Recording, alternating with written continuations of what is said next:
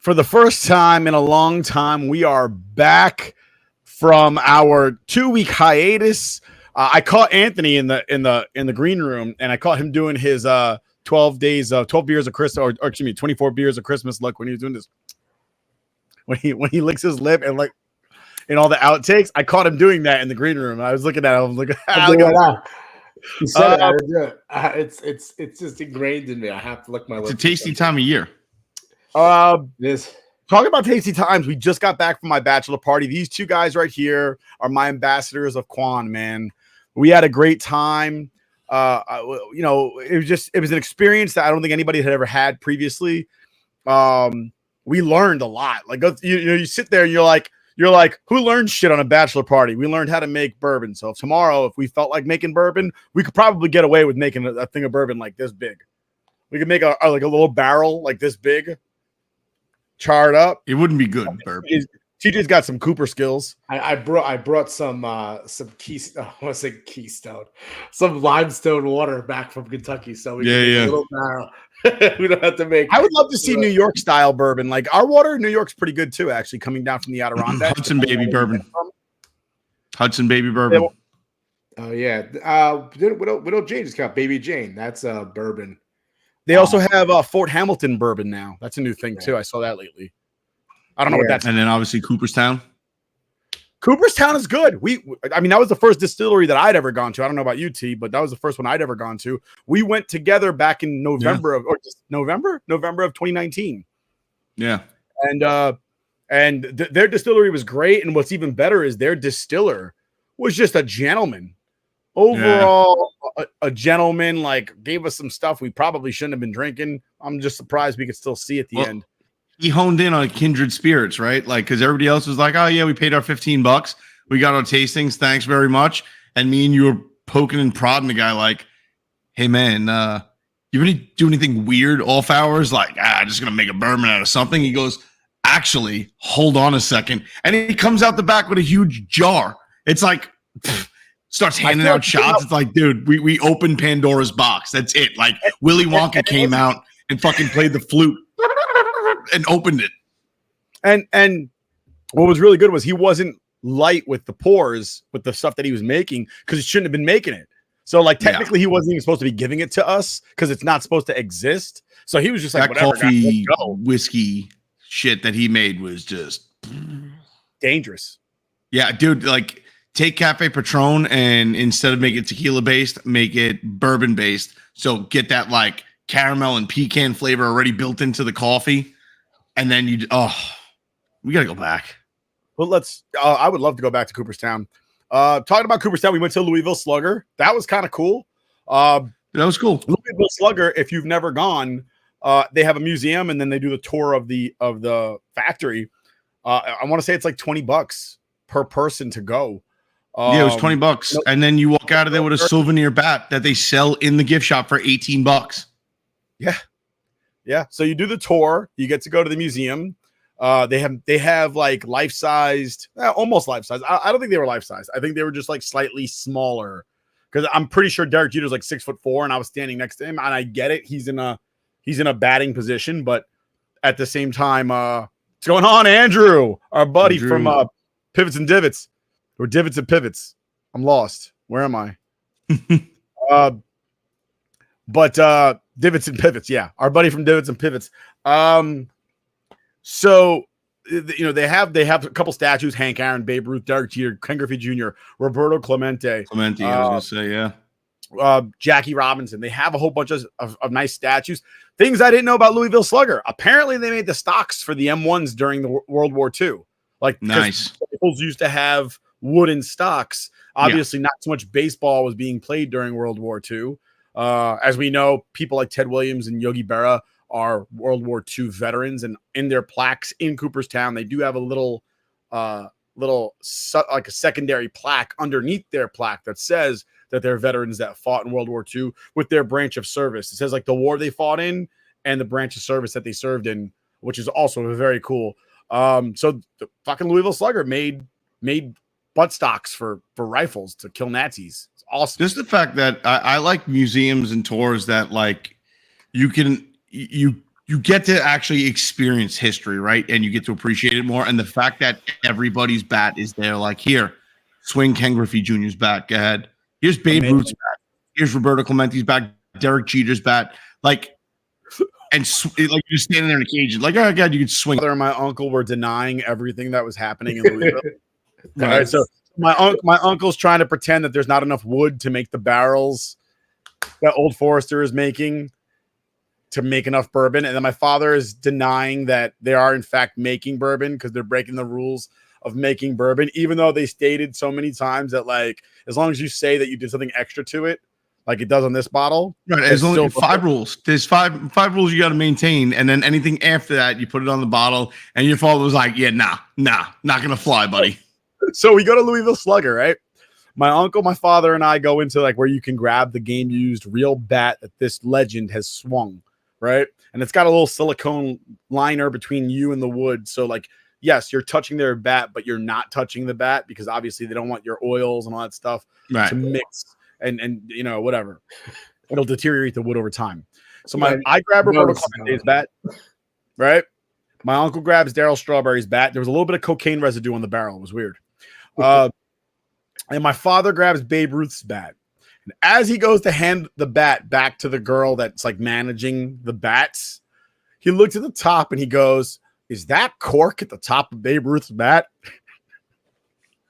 And my father goes, "Babe Ruth was corking his bat." I'm like, "Are you trying to bring down Babe Ruth right now?" Like, it wasn't bad enough that we went on like 6 bourbon tours, and every single one you were like, "That's not really bourbon." Then you broke the rules, and your brother's sitting there going, "There's not enough wood to make all these barrels, and there's not enough cows to make all this steak." Like, now you're trying to bring down Babe Ruth. Is that really happening right now? You're like, Babe Ruth is a dirty cheater. He corked his bat. Look. Well, so I like your dad. Sorry to jump in, but when he did we were at the Woodford Reserve distillery tour.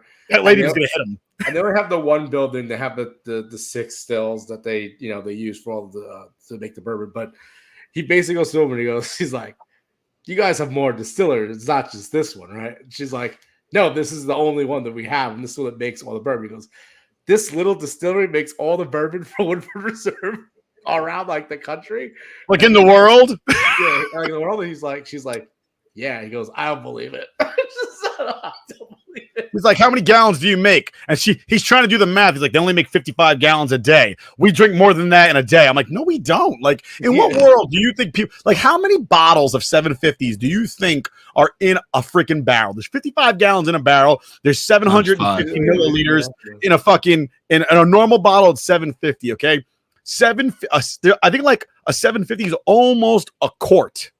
Almost. It's a fifth of a gallon. It's about 5 to a gallon. Right. So that's what 225 freaking gallon of servings, like bottle servings per barrel. They have 9 warehouses that hold 67,000 barrels. That's 3 million freaking gallons of whiskey. How much whiskey does he think we drink? Of one brand.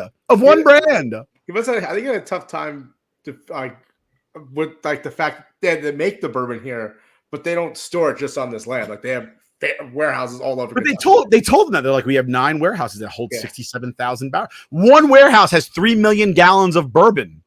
Yeah, which is like plenty. We have enough bourbon to last us for the next like 20 years. Yeah, you have enough bourbon like right there in one warehouse to flood a small low-lying area. Yeah, like legitimately. and that land would be poisoned for generations. So my father we go into the vault at Louisville Slugger where they keep all the original like models. Like they created the C331 or the C271, and like they did it one time with like it's almost like the room that they keep the freaking the plates that they stamp shit, like they stamp the dollar bill with, right? It's like the dollar bill has a plate that stamps, right? And that plate is more valuable than the paper itself, right? Like that plate, you could print as many dollar bills as you want because you have the original engraving plate. So that's what they have in the vault. And he asked the guy in the vault, like, so Babe Ruth's bat was corked, huh? He was cheating all those years. And the guy was like, so when Babe Ruth was done playing with that bat, like it didn't necessarily have to break, but he felt like it had no pop. He'd drill a hole out of the middle and put a piece of rebar in it so that he could use it as a training bat. He's like, so we got that bat. It was a training bat. We took the rebar out, we filled it back up, and we put cork at the end of it to make it look like it was normal. Babe Ruth did not cheat and use a cork bat for 20-something years of his baseball career, or 16 years, whatever it is. My dad's sitting there trying to bring down the fucking Bambino. Do you believe this shit? What is wrong with that guy? And then my uncle he didn't attack Mantle, so we're good. He didn't. My uncle doesn't believe in beef. We learned that because I was telling him about my friend that doesn't believe in chickens, and my uncle was just like, "What about cows? Where are all these cows?" My like a 2,000-pound cow. My uncle's like, "Oh, that can only feed like 3 people." Oh no, it feed like 90 people, probably more than that for a week. It would feed 90 people for a week. Like when he was like, I think we were all just sitting around talking with the cows. And all of a sudden, just goes, "But like, what about the lumber for all these houses and everything?" He goes, "How many log trucks do you see go around?" I'm like, we live in the city. This is like Staten Island. And the fact that like they answered those questions, like Woodford was like, we don't just cut and move on. We plant forest and then cut the adjacent forest and then plant another forest on top of that. So literally, as we cull the land, we're putting new trees on top of it. So we're only working in like one area and like just using the same trees, like making a circle of planting it, circle of life type of deal. And he's like, nah, no. So talking about all this thirst has me gotten me a little thirsty. I don't know if you boys are ready. I'm ready. I'm ready. Rook, are you ready?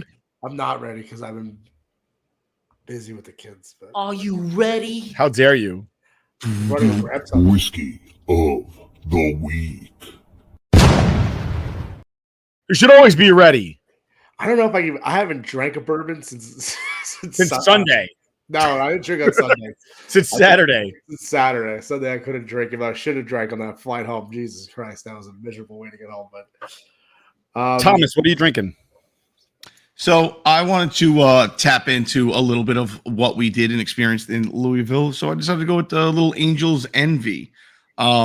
This one is the private selection. I believe it's, 110 proof? Hold on a second. Yep. Owned by Bacardi. Proof. That's owned by Bacardi. I did not do that because I was kind of wondering, like, I usually drink this stuff, right? This is Bacardi 10-year, and it's they age it in charred white oak barrels, right? And I was always wondering, like, where are they getting these bourbon barrels that they're aging it from? Well, they own Angel's Envy, so they're probably getting it from Angel's Envy. Oh, absolutely. So, dude, so Angel's Envy was one of the last distilleries we went to, and you know what? My low expectations. Angel's Envy is a finished bourbon, right? It's good, but it's nothing like, it doesn't have the history. There's no real bottles that I chase from Angel's Envy that's like, oh, I would love to get my hands on this. This is a rare bottle, or this is something special. But nevertheless, went in there with high hopes, and I think they did one of the best jobs out of all of it when it came to actually getting your hands on everything. Like literally, we went over to the mash that has been sitting there and fermenting, and the guy just take a ladle full and pours out shots. He goes, "Who wants to try some mash?" It's like, wait, a beer. He's like, dude, you can try every part of this process. Let's go. And we tried. It literally tasted like fizzy oatmeal. What's it called? They gave us a taste of the white dog. The white dog was like hand sanitizer. Moonshine. Yeah, it was moonshine.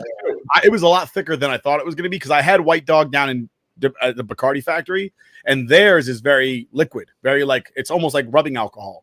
But the one that they had at Angel's Envy, that was thick. That was like some heft to it. It was like those. Like you ever have that thick hand sanitizer, like a little thick to it, like right. Like that's a little aloe in there, yeah. it was like, and I licked my hands because I wanted to taste the White Dog. It's not that great, but it is strong. It's like, Yeah, as dude. you get close to it, you sniff it, and you're like, fuck. But the cocktails after and the bourbon we got to try. I got to try a couple different things. I got to try the cask strength, which I wanted to. I tried what they just came out with. It was funny on the tour. I asked, I said, "You guys make all finished bourbons. Did you ever just decide to bottle your bourbon before you finish it and put out a legitimate, like, straight bourbon?" And the guy goes, yeah, we got some stuff in the works. Stay tuned. Literally, we get to that part of the tour, and there's like a sign for just released Angels Envy first straight Kentucky bourbon. The guy's like, "Oh yeah, look at that." I'm like, "You son of a bitch! Like, you couldn't just tell me."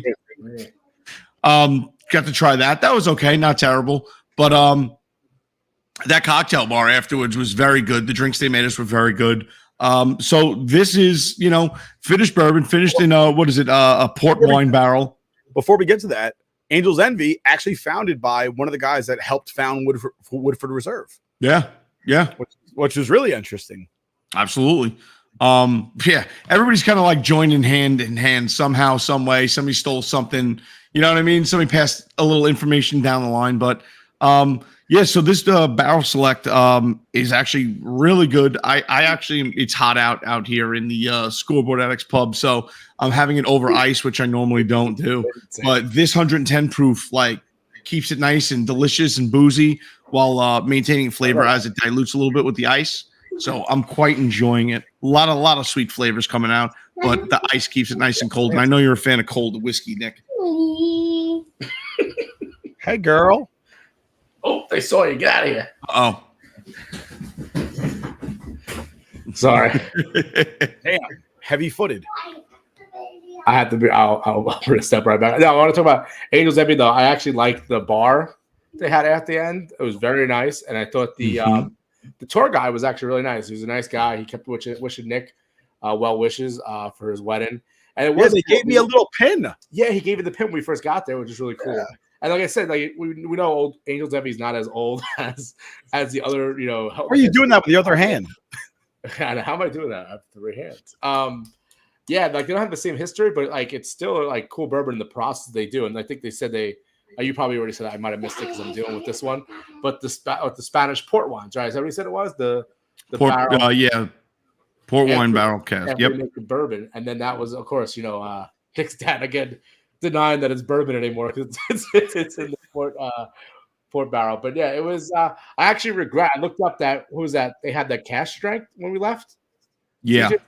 I looked it up online. It's like $300 a bottle. I should have bought it when I was there. Nah, you know what? It's so I had a pour of that upstairs, and compared to the cask strength, compared to the 110 proof, it's like an extra 15 proof or something like that. Hey, sweetie, you Easter Bunny ears going? Nice. You back? You find that on Daddy's side of the room? Messed up. Is that what he's playing dress up? No, I started coughing.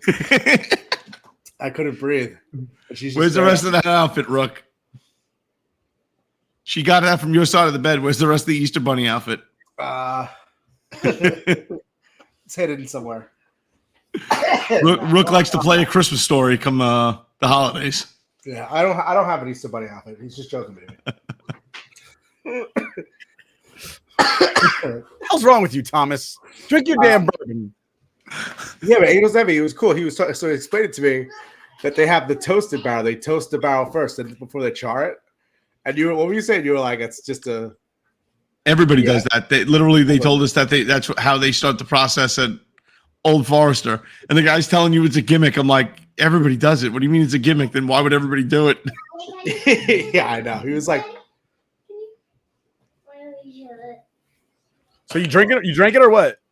Who, me? No, I'm looking at fucking TJ. Oh yeah, I gave my review. It's absolutely delicious. Oh, I missed it. Yeah. So I'm actually drinking Old Forester's 117 series. Oh, you bought that bottle. Very nice. I did because this one. This sorry, one. So we talked about the 5 things that make a bourbon, right? The 5 things that make a bourbon. It has to be. That's like the same picture I'm looking at right now. It has to be. It's like a picture in picture. That's the weirdest thing. It does look like that, right? I feel like I'm in the Nickelback video. Look at this photograph. So for bourbon, it has to be at least 51% corn. It has to be made in a brand new charred white oak barrel. Daddy, can you put the It has to be made within the 50 United States. That was 3. It has to be 100% pure, so you can't add shit to it. You can't add spices and all the other crap that everybody else adds to their stuff. And I believe the last one was it has to be aged at least 2 years, right, T? So it has to be aged 2 years. Yes, it can't be younger than 2 years. So one of the things that I did like about every tour we went on, we asked about aging. And everybody said the same thing, like, dude, we're not looking for like, oh, it was in the barrel for 30 years because it makes it taste better. Because that's not necessarily true. We take it out of the barrel once it tastes good. Because if it tastes good on year 3 and we leave it in there till year 15, it could taste worse. That's a possibility, which I think is a great mindset. Like, because you don't know, nature's taking its course with everything that's going on with it. They try to make it a process that is as natural as possible. And I got this one because and they said basically like you could do other things to it, like Angel's Envy. They take theirs out of their bourbon barrels, put them in port wine barrels, and they give it a little extra, right? As long as you write it on the bottle, it's still bourbon, right? So this one says finished in a rum cask, and I got this one because I drink this Bacardi, which is finished in a bourbon cask. So I thought it was just a nice flip around for that.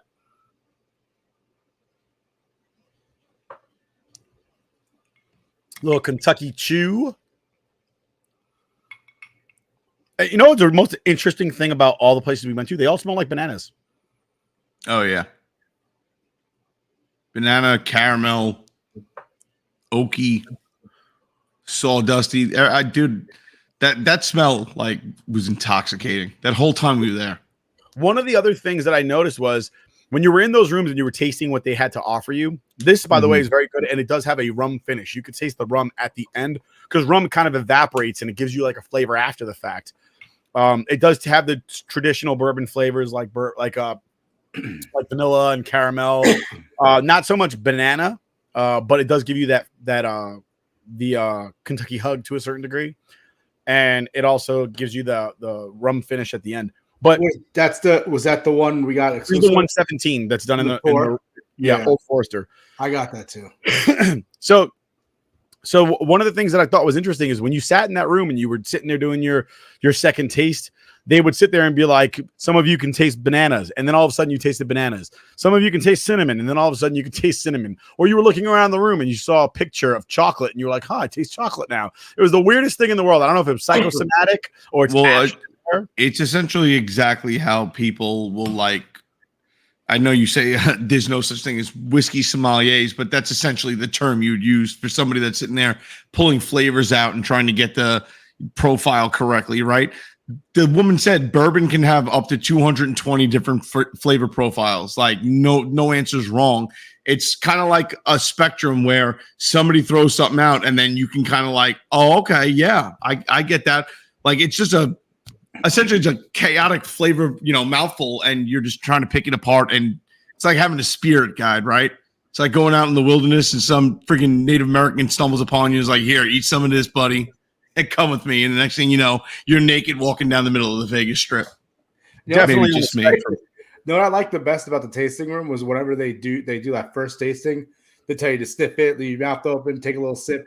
And like that first sip is like not that great. You get the Kentucky hug.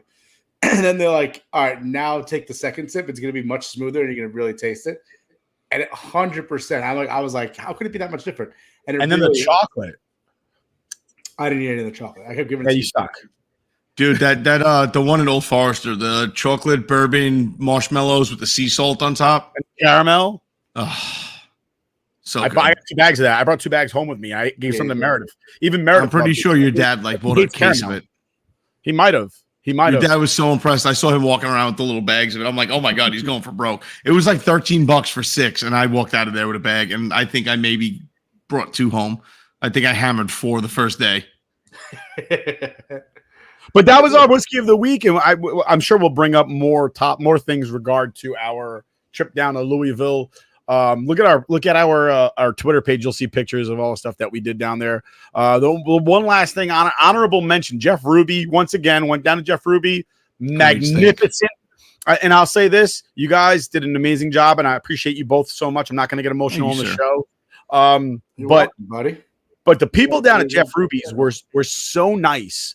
Like I walked in and they're like, "Oh, you're the Bachelor," and almost every single person that worked there that wasn't even working our table came up to me and was like, "Congratulations!" Like we were leaving, and people that I didn't even talk to when we sat down for the hour to 2 hours that we were there were like, "Congratulations, sir!" And I'm like, "How did they know I'm getting married?" Everybody in the whole restaurant, what did they put my picture up? And I was like, in the picture, and they're like, "Oh, that's the guy." And no, well, me and Rook kind of made a power move. We called ahead. You got to show a certain level of respect, Nick. You gotta like about that. Jeff Ruby's an experience stuff. We were there for I think we were there for almost 2 hours. We didn't leave till like 10 o'clock. Dude, the drinks are fantastic. The drinks are so good. The apps were fantastic, dude. Me and Nick's dad split oysters, and they were like on point. They had custom Tabasco bottles. I stole mine. I took mine home. My dad gave me his. Yeah, I was like, you know what? I could forego throwing a little. If they were clams, I would have had to do the Tabasco. But on the oysters, I held back just so I can keep that little miniature bottle of Tabasco. Just so everybody knows, TJ eats his oysters like Terry Crews and White Chicks.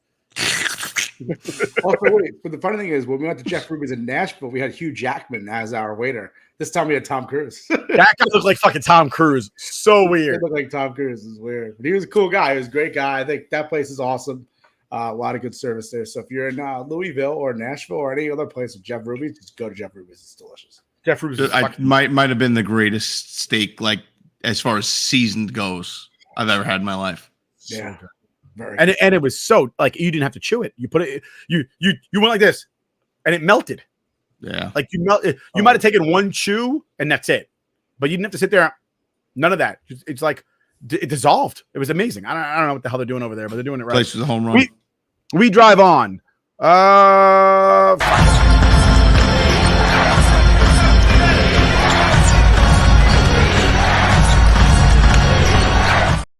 wanted to knock this out before Rook has to disappear for 5 seconds. Jalen Brunson takes a huge pay cut to stay with the New York Knickerbockers as the Nova Knicks are now in full effect. And you know what I got to say? And TJ probably can agree with this. Actually, all three of us can agree with this. New York is one of those cities where if you bring a championship to one of our teams, you could probably get away with murdering the mayor in the middle of Times Square. And people in New York would be like, yeah, I'm sorry, you're going to have to change the venue this bitch because we're not convicting this guy. He won us a championship. So if Jalen Brunson manages, even honestly, I'll be honest with you, in some instances, you don't even have to win a championship. You're just beloved anyway, simply for existing on our team for an extended period of time. I'll give you a perfect example. Chad Pennington has a crazy amount of love around him. Curtis Martin has a crazy amount of love around him. Antonio Cromartie, of all people, has a crazy amount of love around him. I mean, well, he impregnated like 4 bitches while he was here. So Nick Mangold has a stupid amount of love because he did the twofer. He was a Jet, and then he's a Rangers fan on top of it. Yeah, so Nick Mangold's untouchable. Nick Mangold is like next level. Like he was a stud football player who's also a New York Rangers fan. You know, like that brings you to another level of fandom where like, oh, you played for the Jets. Oh, and you're a Rangers fan. I love you twice now. It's a twofer. Yeah, so, Jalen Brunson. So he takes the 4-year extension, $156 million. I think it was how much they said it was like. I think he lost 130 something in the process. Yeah, $130 million, which he probably could have got the max extension next year. Thing is, though, after the 4 years, then he's eligible for the Supermax. Right. So like then it's like he's probably gonna get paid then. So Nick's got to do work with the next 4 years with him. He's one of those guys. Listen, he's a team guy. He understands. Listen, $156 million is a lot of money, and it goes a long way for people in the city. Anyone would love to have $156 million. So he's like, I'm gonna get that. I'm gonna help bring this team a championship, lower the salary cap because if you want max, think about how much less money the Knicks have to try to sign people to bring them here to make a winner. How often do you see that? I mean, I think Aaron Rodgers did it last year for the Jets. He renegotiated his contract. I showed you that meme, right? Where it was like takes X pay cut, evil, a threat to the economy and capitalism. And then it shows shit takes like a pay cut and he's like hero, local legend. Yeah, that's pretty much how we're treating Jalen Brunson versus how we treated Aaron Rodgers when he took a pay cut. But he didn't take it. I mean, you got to give him props that he did do it as well. But yeah, he wants to bring a winner here in New York. And listen, I think even if I know you're saying if he wins a championship, if he brings the Knicks to the NBA Finals, he's a god. Like Knicks haven't been to the NBA Finals since '99. So I mean, it's been a very long time here that we've starving for good Knicks, whether it be just making the playoffs and getting to the Eastern Conference Final or NBA Finals. There's something to be said for the last like 20-something years. So there's something to be said, like, and as much as we don't like to sit there and say like we don't need our ego stroked at all, like it's a lie. We all like getting big heads and getting pumped up over different things, especially when we feel like the man. And Jalen Brunson just put himself as like the man in New York City in the mecca of basketball. Like there's something to be said about that. And if that guy does what he says he's going to do, and like you said, even if he just gets you to the finals this upcoming season, $130 million is nothing compared to the endorsements that man is going to be receiving. Not to mention, this is a dangerous city. He could get into trouble, and he might need a jury to be on his side. And I'll tell you right now, if I'm on that jury, I'm on his side. Hell yeah. Not Loyalty. guilty immediately. I mean, I think about it too. He has this podcast with Josh Hart, and they're doing live shows soon. So like he has other revenues coming in besides the Knicks contract and being in New York. I mean, you already saw he was on the throughout March Madness. He was on I think it was an iPhone commercial, AT&T commercial. He showed up at SmackDown. When I was at SmackDown, Jalen Brunson was at SmackDown. Like he's all over the place. He's becoming a superstar in the NBA, and we all thought he broke his hand fucking around with one of those steel chairs. Oh well, he broke his hand before that, but then no, I got that. But I'm saying is he jumped in the ring with a steel chair, and it looked like it got stuck around his fingers, and we were like, oh god, he broke his hand again, and the whole arena was like. And then he had to tweet after, like, I'm okay, guys. Like, relax. I'm fine. Because he dropped the chair, and then he looked at his hand, and he was like, ah. And we were like, oh, shit. What just happened? Yeah. And the funny thing, too, is after the Woods, there was a special thing with him and LA Knight. And, like, Jalen Brunson looks like the smallest guy in the court that you would think he's not that big. He was towering over LA Knight. Like, just to give you an example of how big Listen, basketball players, average height in the NBA is like almost 6'7", 6'6", and like 6 or something like that, 3/4. And he's like still 6'6". Like he's so it's crazy. That's why they always sit there. Whenever you talk to a basketball fan and you're like, "Oh, just be tall and you're better at basketball than most people," they're like, "That's not true." And they'll always name somebody and be like, "Steph Curry's not that tall." Steph Curry's 6'3", ladies and gentlemen. 6'3" is not short by any stretch of the imagination. Yeah. But yeah, Jalen Brunson took a pay cut, and we're hoping the Knicks show up this season and do something a little special for us. And we're hoping for special things for quite a few of our fall teams, and we'll move on to fall right now.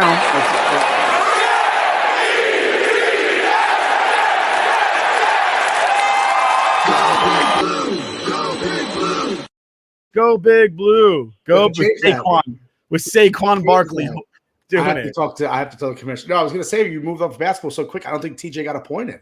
Yeah, he absolutely did. He was talking. He made great points about it too. Actually, I was really confused because TJ, he loves his basketball. So I just want to make sure if he had anything left to talk about basketball.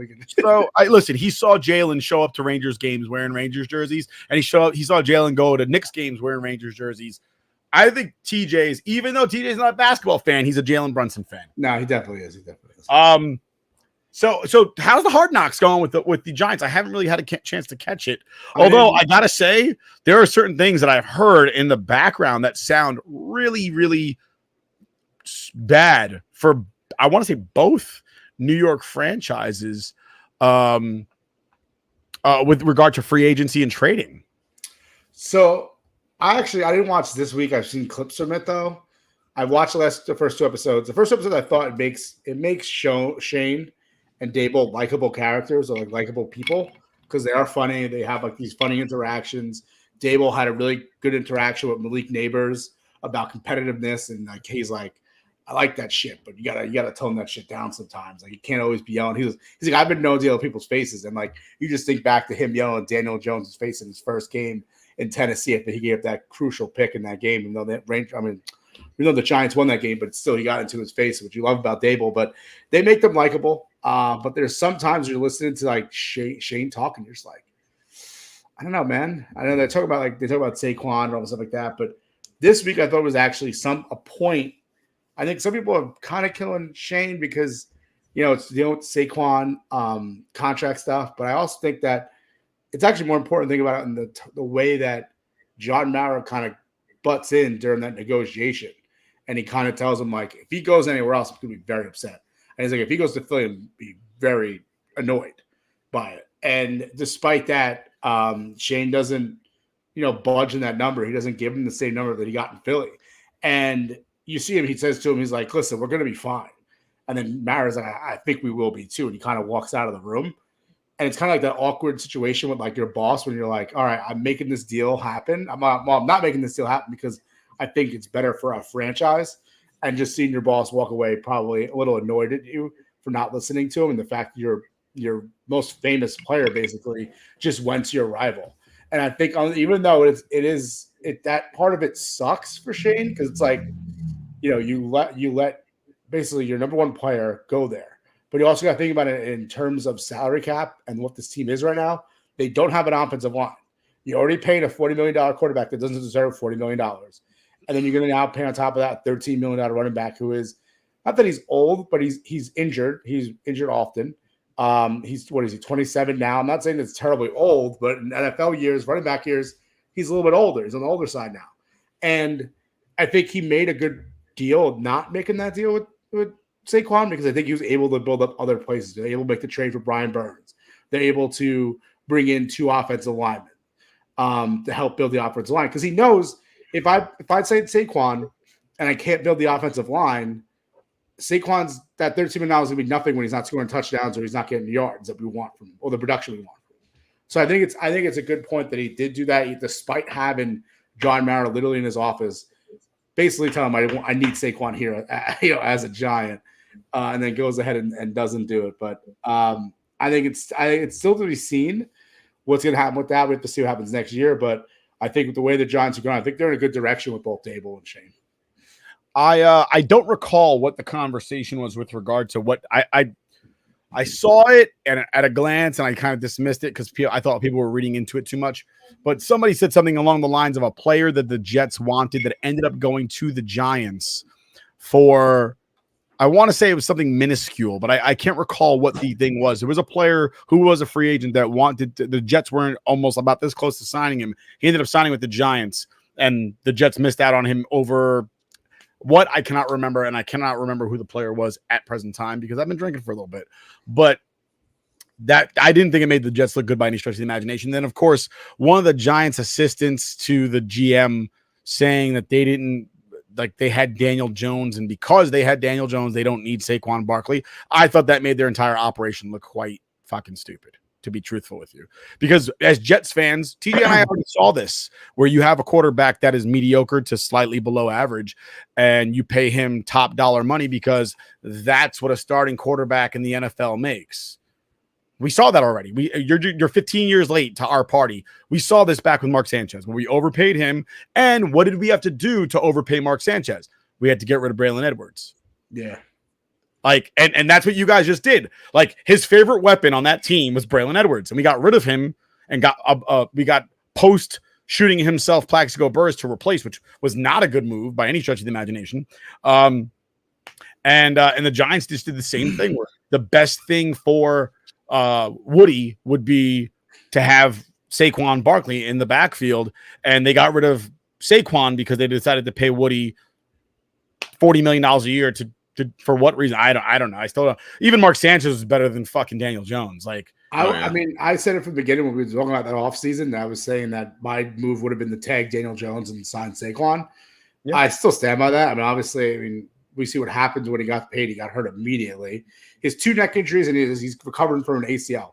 I mean, it's not the best thing you want to hear from your $40 million quarterback. And who's the Giants under 30? Yeah, and luckily the Giants, so this is the last year they have him, though. So they have an opt-out after this year. So luckily, when they did make that contract, we said it wasn't like the best contract, but it was also pretty good for them because if he can't prove himself next year, he's gone. And once again, this is a prove-it year for him. I just hope. I don't know. But we've been here before. We've been here before. And you made one bullshit playoff game, and then everybody's like, let's pay this fucking idiot. He was a bum then. He's a bum now. Like, these Giant fans were delusional, and this is what makes me. I have no pity. There's zero pity in the party for Giant fans. Who asks for pity though, TJ? But I think Giant fans do this to themselves all the time. Okay, literally the same team. Every one of your fans were like, oh, get rid of Eli. All of a sudden, he wins your Super Bowl. The year that you want him and Coughlin fired 3 games into the fucking season. And then I have to hear about elite Eli. It's like, no. You wanted him gone. At Modell's the day of the Super Bowl. They bought their jerseys after they won the Super Bowl.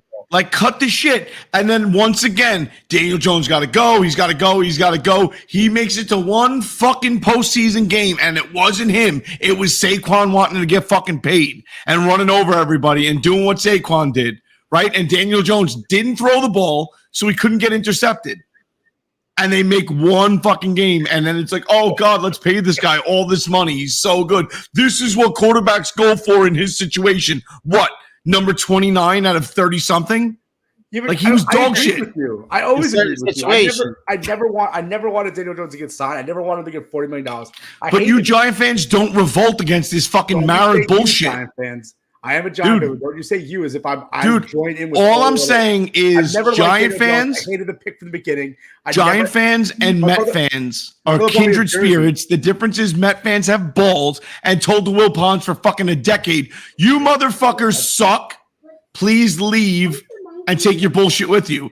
The Giant fans are like, the Maras are a great organization for football. Even though they don't know shit about football, let's keep them around. Let's not call for their heads. Like, the organization's in the dumpster, bro.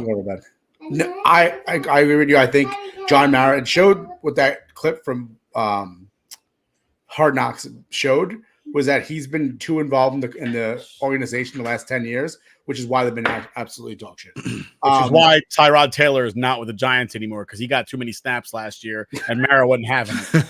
I don't agree with that. But no, I agree with you, TJ. From the minute Daniel Jones was drafted, I didn't like the pick. I haven't liked the I didn't like the signing him again. I didn't like anything that he's done. Even when he was having a good season, it wasn't really a good season. He wasn't really throwing the ball. He limited turnovers, but that was pretty much it. As for that, I mean, I just listen. It's annoying because we're in the same place 2 years ago we were with a quarterback, and we still have the same quarterback. And I think it's an indictment on the Giants organization as well that like they cannot figure this out, and they've had this quarterback for 6 years who's not that good. If he was any other franchise in the NFL, he wouldn't have a job anymore. But somehow he's here with a $40 million contract. It's unbelievable. And not for nothing. The same fans that sat there at the end of Eli's career and wanted him out of town, I bet you they would go hot dog diving. I'll watch my language because the little one is here at a truck stop restroom, okay, to get Eli back because this guy can't hold a candle to Eli at the end. That's how bad Daniel Jones is. Because at least Eli had some glimpses of like, he's still that guy. He can still throw the ball. He's not a guy sitting there with that, like, you know, like that scene in what is it, Tropic Thunder? You never go full R word. Yeah. Okay. This guy, like Eli went half howdy doody. This fucking Daniel Jones went full howdy doody. And like, that's it. That's it's too much. He went too far. Sienna's going to go to school tomorrow talking about full howdy doody. We're going to have TJ read you the bedtime story today. Is that all right? Listen, I would love to. I was going to go The Little Engine That Could, as read by Major Payne. You wanted to read it too? No, she said no. So the two free agents that could. No, you like that book? The two free agents the Jets wanted were John Runyon, who ended up signing with the Giants, and Jermaine Illuminor. Oh yeah, that's the one. Kidding. You're just and it kind of made. I thought it made the Jets look bad because I'm kidding. Yes, I am kidding. All they had to do was give a slightly equal contract to John Runyon, and John Runyon's on the Jets, and they ended up having to go with. And we didn't end up with a slouch at any position at our offensive line, as far as I'm concerned. I think we have a lot of potential there for a lot. No, I just don't like to hear that they wanted somebody and then didn't spend cents on the dollar for him. Like questionable. Well, what really killed me is that he wanted to be with the Jets too because he has a Hackett and Rodgers connection. He knows Paul Hackett. I just went back. Paul Hackett. Paul Hackett's son, excuse me, and Aaron Rodgers, but it is what it is. Hassan Reddick, who we traded for in the offseason, has yet to report to Jets training camp, but has been taking pictures of himself wearing Jets gear in the street. This is one thing I hate about football is holdouts. It's the most annoying thing in the world. I think football is the only sport that actually does it. Maybe basketball does it too. It doesn't happen in baseball. Baseball has guaranteed contracts, I understand, and it damn sure doesn't happen in hockey. But football is the most annoying only because they have so many different activities that go on, and everybody thinks that by being at any one of these activities is going to make them a better player. And somebody's going to argue that, what are you talking about? Baseball players don't go to spring training. Yeah, when they're free agents, not when they're with the team. When they're with the team, they show up to spring training. There's not a single player in the league that doesn't show up to spring training if they're fully healthy and they have a contract. You have a contract, you show up to all team activities in baseball. But Hassan Reddick hasn't reported yet. Obviously, he was disgruntled in Philadelphia with his contract and was due to hold out there. The Jets trade for him. He's kind of doing the same thing over here. What are your thoughts on that? I hate all this like contract, extracurricular, off the field bullshit. Like I really do, because depending on what article you read, written by what sports media asshat, essentially is going to try to sway your opinion on this guy when you don't know this guy, from a hole in the wall yet, being on your team. So I like to give everybody a fair shake. Honestly, I think this is the dirty side of football that they allow to happen. So it is what it is. I'm not going to hold any ill will towards them. Like that's the business, unfortunately. What really bothers me about contracts in the NFL specifically is, and I know I'm stupid because I'm old fashioned, but I believe that when you put your name to a piece of paper and say you're going to do something, I think you should do it. And every single one of these holdouts in football, they sign contracts and then they're like, I don't like my contract anymore. Well, then you shouldn't have fucking signed it. You shouldn't have signed it. No, I agree. I agree with that sentiment completely, but I think like it's the football and the NBA fully allows the mental patients to run the nut house, right? Like they do. In the NBA, if two of your best guys don't want a coach on the team, that coach is gone. Yeah. Like it could be anybody. It could be Michael Jordan, and he led you to 2 NBA championships in a row, and you will oust Michael Jordan and get him booted off the team because they just allow that shit to happen. And the NFL allows it to happen. I hated with the whole Eli holdout. I'm not playing for this team. And you know what I mean? He goes to the Giants. I hated that bullshit. I would much rather watch some kid sit out and get told, like, you just gave up $10 million this year to sit out because you're a dick and you think you're better than the sport. Yeah. Like, I hate all that stuff. Yeah. So I can't stand it. I wish they would do something about it, but they allow the Football Players Association to get away with murder. Something's got to put a hold on it, but they're too powerful. So unfortunately, this is what we got to deal with. The real problem is that their Players Association is not powerful, and the league kind of runs them, but there are certain circumstances in the league that allow them to bend the rules but not break them. And because if the Players Association was in fact powerful, they would have fully guaranteed contracts like baseball does. Yeah, but I don't think you can do that. Like, given the sport and the way the sport is, you know what I mean? Like, baseball doesn't have a salary cap either, and it's because the Players Association for baseball is the strongest Players Association in American sports, bar none. Like, ain't nobody beating the MLB Players Association. It's so, I can only think of like one person that wasn't a part of the Players Association that ended up having an amazing career, and that was Barry Bonds. Yeah. Everybody else is in the Players, the MLBPA, and all contracts in baseball are guaranteed. And you're seeing injuries in baseball and flashes in the pan happen a lot more frequently than they once did. Usually, you have people. Hold on. Does that mean Barry Bonds doesn't get a pension from baseball because he didn't join the Players Association? Probably not. Wow. And that's why we had John Dowd in all the video games back in the day. Yeah. That's why to this day, if you play MLB The Show and you look at the records at the career record holder for most home runs, it just says San Francisco Giants player. Doesn't say Barry Bonds' name because he wasn't a member of the MLBPA. But I digress. Right. Hassan Reddick, you need to show up to work already, my friend. All right, make the fans happy. Stop taking pictures in Jets jerseys and start taking pictures on the field. We move on.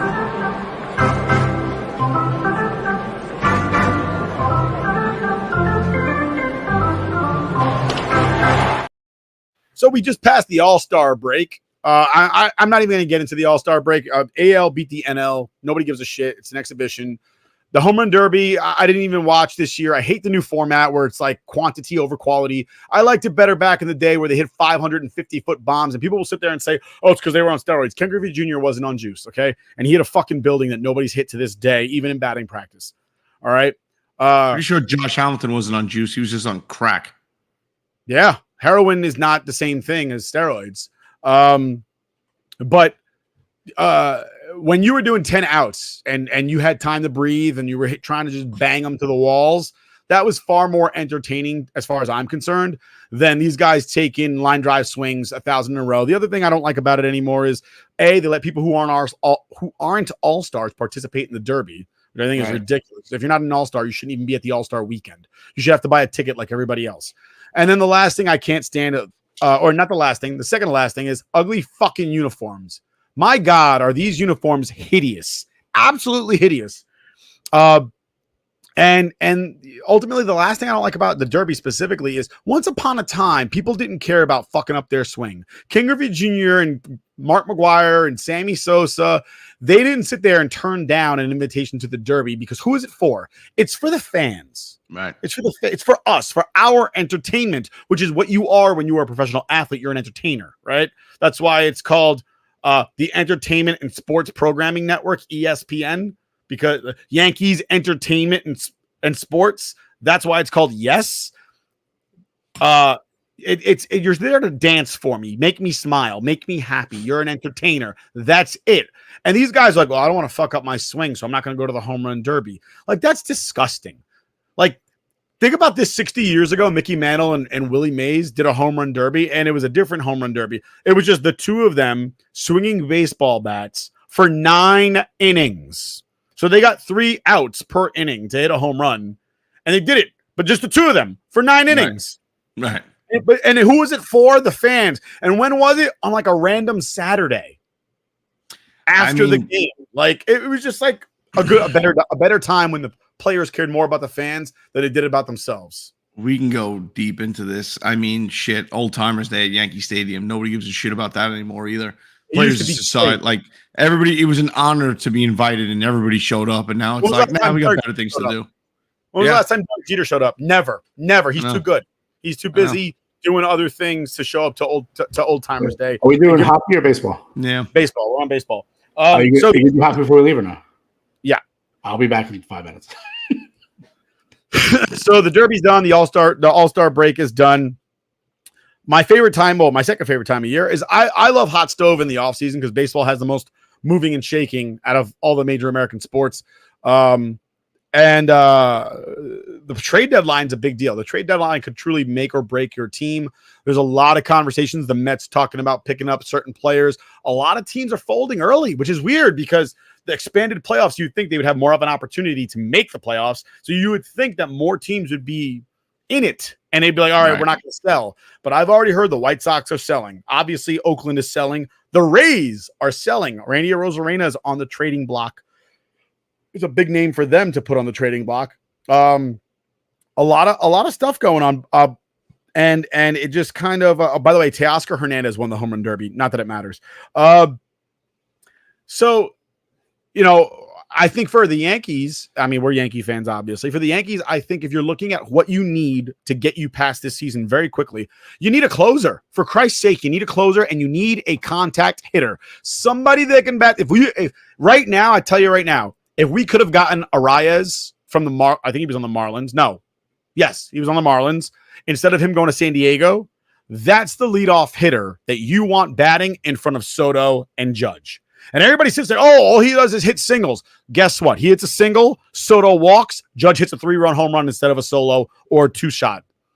Because right now, everybody on the Yankees is, and for a little bit, it was Volpe. He was batting around 300 for a little bit, and he was doing very well. And now he's fallen off on the slide, but he's not providing that power anymore. So maybe the All-Star break is something that he needed. But everybody else in that team is a 220 hitter, and they might hit 15 home runs.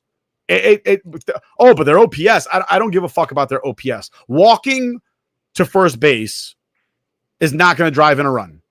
And if you're not scoring 100 runs, then I don't want to hear about your fucking walks. That's what it comes down. If you're not scoring 100 runs, don't tell me about how much you walked. I want a guy who bats 300. His on-base percentage is 4 something because he walks and he bats 300. I want a guy that walks with a little bit of pop and RBI power, and I want a popper in the fucking 3rd and 4th like it used to be because it made sense. I got people talking about Aaron Judge leading off. Guy leads Major League Baseball in home runs. Yeah, lead him off. He don't need RBIs. Dude, the Yankees are a mess. The Yankees are a mess. They're going to do nothing at the All-Star break. Well, now past the All-Star break, going into the trade deadline. They're not going to make a splash. Fucking Cashman's donezo. He needs to out. Boone has to go too. Steinbrenner, sell the team because you're not your dad. You don't want it bad enough. You're interested in the business, and we're sick of it. Like, it's a joke, dude. The organization's a joke. It was a joke last year. There's nothing to be excited about. Like, I was excited about Soto, right? And that faded because it's what? The Yankees have that ability to like, oh, they were on a tear, and now it's the same old Yankees. Out, pop out, strike out, pop out, ground out, double play. Like, we're good. I'm good. It's boring. It's fucking boring. Or this guy's getting paid too much money, so we have to play him every day. I'm looking at you, DJ LeMahieu. Yeah. You're getting paid too much money, so they play you every day. You hit into more ground balls, and you missed like half the season at this point. You've hit more ground balls than 90% of the league. More ground ball double plays than 90% of the league. And you have had like half the at-bats as everybody else. Like your winning a batting title is old and gone. I would talk about what the Mets need, but I just feel like they need too much. And right now the Mets are in third place. They're 3 games over 500. Good for them. Especially considering where they were. They were on a terrible, like the Grimace Mets really turned it around, and they're actually in a wild card position right now, which just goes to show you how terrible these extra wild cards are. Because I have a feeling this season, for whatever reason, I have a feeling somebody with a losing record is going to end up winning a wild card. How many games back are the Mets? Like 9? 12 and a half. 12 and a half. Wow. And they're going to make the playoffs. And you got to think about it. Without June, that Mets team, they're in last place. Absolutely. Yeah, they're horrible. Well, we move on.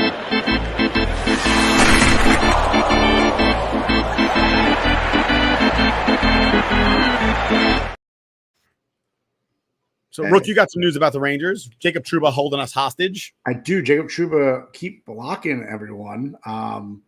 We have I don't want to say.